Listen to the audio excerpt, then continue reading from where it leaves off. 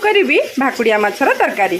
तो आपण मैंने अपेक्षा करंतु आ देखि मु नहीं गोटा सरिष रसुण 2टा कंचा लंका पियाज जीरा आइटी टे भुसुंगा पत्र आज टे नुआ प्रकार करी बोली भाभी भुसुंगा पत्र को सहित ग्राइंडिंग करी।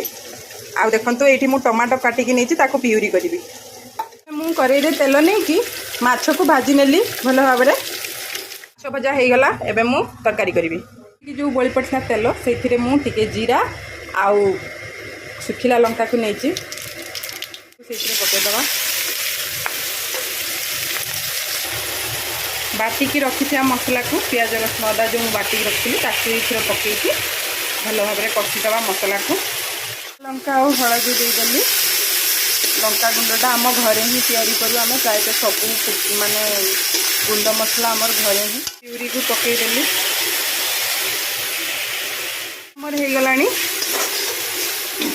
देकी ढाली सारापर मु माछ को पकईदेली।